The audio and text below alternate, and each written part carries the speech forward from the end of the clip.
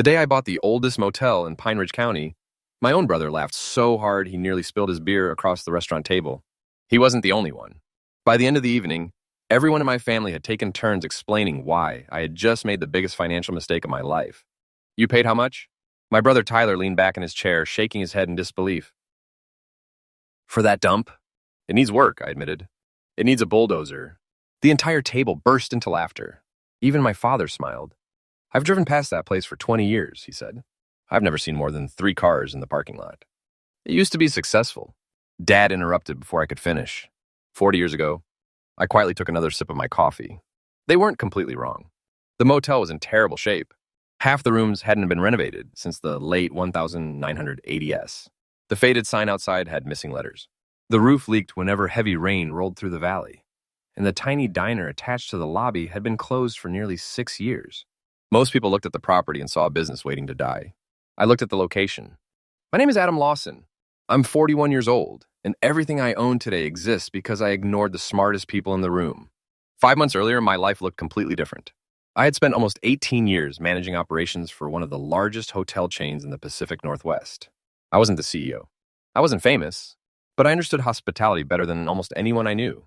Guest satisfaction, maintenance, staff training, revenue management, marketing. The little details most people never noticed.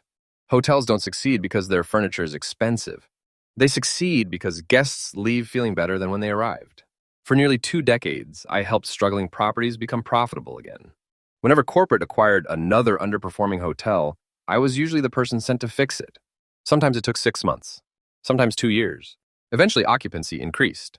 Reviews improved. Profits followed. I genuinely loved the work. Then the company hired a new regional executive. His name was Derek Collins, 34 years old, MBA from an elite business school. Perfect suits, perfect hair, perfect PowerPoint presentations. He believed data could replace experience.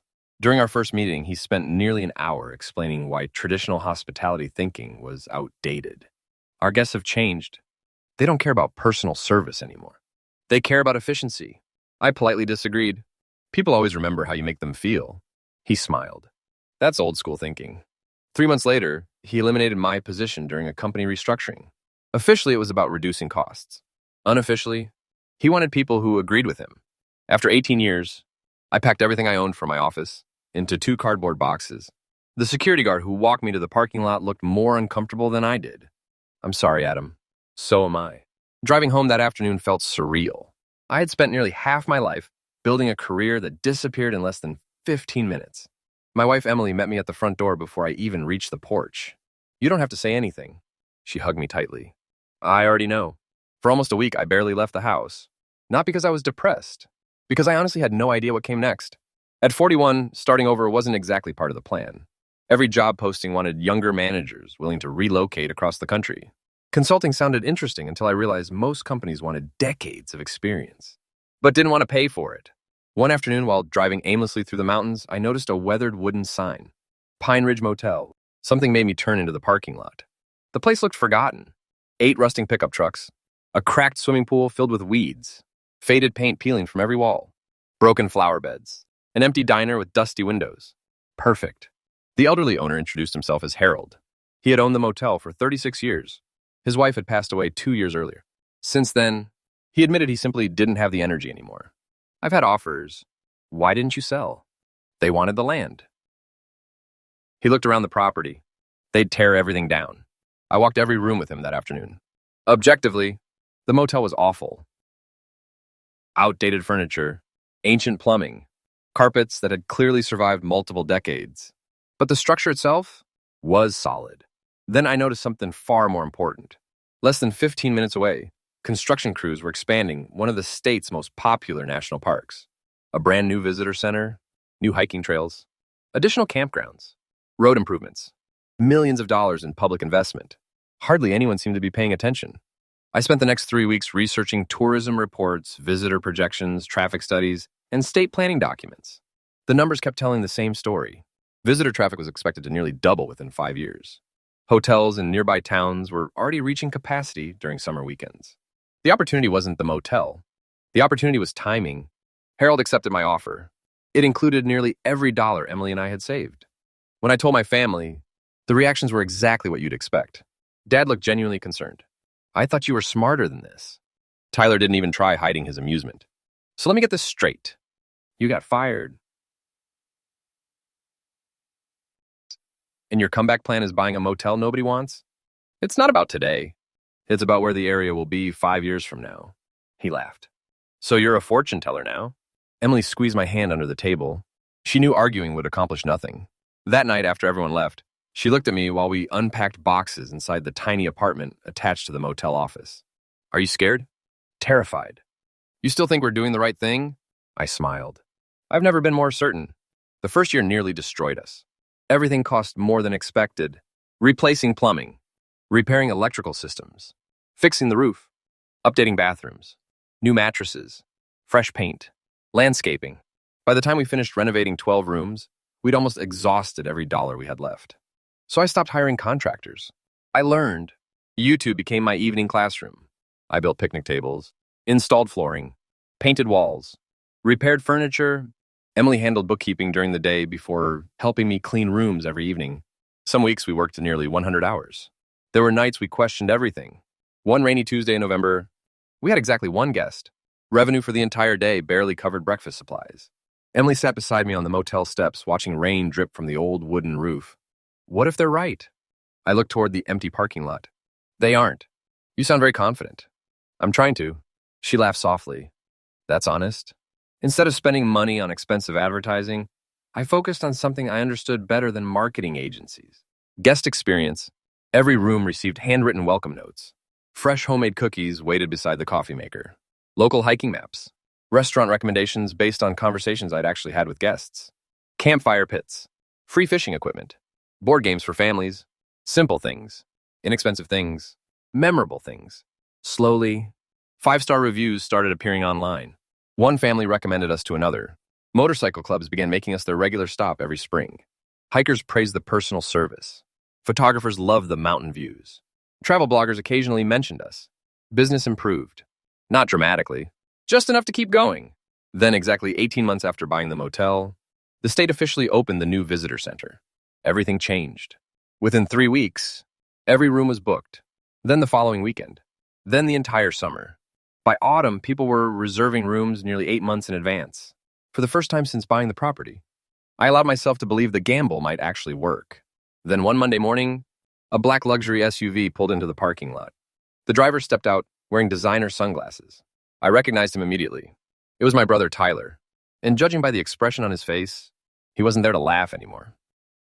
For a few seconds, Tyler simply stood beside his SUV, staring at the motel as though he had driven to the wrong address. The faded wooden sign was gone. In its place stood a brand new cedar entrance with warm lighting, flower beds, and a polished stone monument displaying our new name. The Ridge House Lodge. The cracked parking lot had been completely resurfaced. The abandoned diner had become a busy cafe, filled with hikers, eating breakfast before heading into the national park. Families were loading kayaks onto their cars. Children were roasting marshmallows around one of the outdoor fire pits Emily had insisted we build. The place barely resembled the property my family had laughed at 18 months earlier. Tyler slowly walked toward the office. I almost drove past it. I'll take that as a compliment. He forced a smile. I guess you proved us wrong. Looks that way. He looked around again. I didn't expect... He stopped halfway through the sentence. I didn't expect this.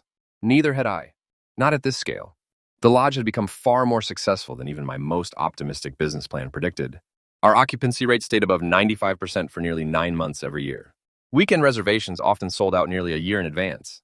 Travel magazines started including us on lists of hidden destinations in the Pacific Northwest. Guests weren't coming because we were the cheapest. They came because every review repeated the same thing. It feels like home. That had always been the goal. Tyler cleared his throat. So, I actually came for a reason. I figured. He looked noticeably uncomfortable. Our company has a problem. Tyler owned a regional outdoor equipment retailer with several stores across the state. The business had grown quickly during the pandemic. Then tourism slowed in some areas. Several expensive expansion projects failed. Rumors about financial difficulties had been circulating for months. I need investors. I stayed quiet. We're opening another flagship location. I thought business wasn't great. It isn't. So why expand? He sighed. My partners think it's the only way. That answered my question. He wasn't asking because he believed in the plan. He was asking because nobody else did. I was wondering, and if you'd consider investing. The irony wasn't lost on either of us. 18 months earlier, he had laughed when I invested everything I owned into an abandoned motel. Now, he was asking me to risk my money on his business. I'd like to look at the numbers. His shoulders relaxed immediately. Really? I'm not saying yes. I'm saying I'll look. Over the following week, he sent me every financial statement, lease agreement, inventory report, and sales projection. I spent nearly 2 full evenings reviewing everything. The conclusion became obvious surprisingly quickly. The business wasn't suffering because of bad luck. It was suffering because of bad decisions. Too many expensive locations. Too much debt. Far too much inventory sitting in warehouses. When Tyler came back the following Friday, I placed the reports on the table between us. You don't need another store. He frowned. Our consultants disagree. They're wrong. I pointed toward the financial statements. Your profitable locations are carrying the unprofitable ones. If you open another flagships, you'll run out of cash within a year. He looked frustrated. So you're not investing? I didn't say that. He looked surprised. I'll invest on one condition. What condition? You don't spend a single dollar opening another store. Instead, I outlined a completely different strategy. Close 3 losing locations. Renegotiate supplier contracts. Expand online sales. Partner with local hotels, lodges, and campgrounds instead of paying millions for expensive retail space. Offer rental equipment alongside traditional sales. Focus on experiences instead of square footage. Tyler listened without interrupting. When I finished, he quietly asked, "Would you help me do it?" That question caught me off guard. You mean consult? I mean actually help. For how long? As long as it takes. For a moment, I saw the younger brother I had grown up with. Not the confident businessman. Not the guy making jokes at family dinners. Just someone overwhelmed by problems he didn't know how to solve. I'll help. But you have to accept every difficult decision that comes with it. He nodded. I will. Over the next year, we worked together almost every week. Some conversations weren't pleasant. Closing stores meant difficult layoffs. Renegotiating debt meant uncomfortable meetings with banks. Selling unused inventory meant accepting financial losses. But slowly, the business stabilized. Then it grew. Not explosively. Sustainably. One evening, after a meeting with suppliers, Tyler looked across the table and laughed. You know what's funny? What? I used to think success meant looking successful. I smiled. I remember. I bought expensive watches, luxury cars, designer suits. He shook his head. I thought people respected confidence. They do, but they trust competence. That sentence stayed with both of us. Several months later, Dad asked if everyone could come over for Sunday dinner. Nothing unusual. At least that's what I thought. Halfway through dessert, he stood up holding a small glass. I want to say something. The room became quiet. When Adam bought that motel, he looked directly at me. I thought he'd lost his mind. A few people laughed. So did I. Dad smiled briefly before continuing. I've spent my whole life believing that safe decisions were smart decisions. He shook his head. I was wrong. He looked around the table. The smartest decision this family ever made was the one all of us laughed at.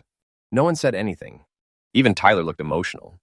Dad walked over and placed a weathered envelope on the table. What is this? I found it while cleaning the garage. Inside was a faded photograph. Me, standing beside Grandpa. I couldn't have been older than 12. We were painting the fence around Grandpa's old fishing cabin. On the back, written in Grandpa's handwriting, were 7 simple words. He always sees potential before everyone else. I stared at the sentence for several seconds. I forgot this existed. Dad smiled. I didn't. I just didn't understand it. For a long moment, nobody spoke. Then Emily quietly reached over and took my hand.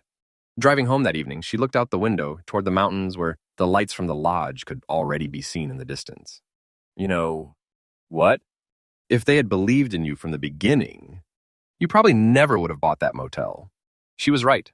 Sometimes rejection pushes you toward opportunities that comfort never would. Today, the Ridge House Lodge has expanded into 3 neighboring properties. We employ more than 80 people. Guests visit from all over the country.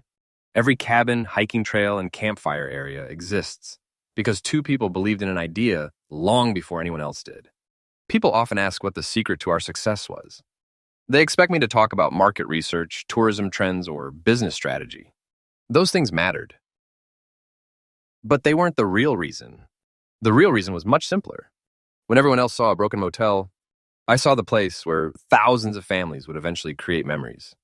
And I've learned that the biggest opportunities in life usually look exactly like everyone else's biggest mistakes. At least, until they aren't.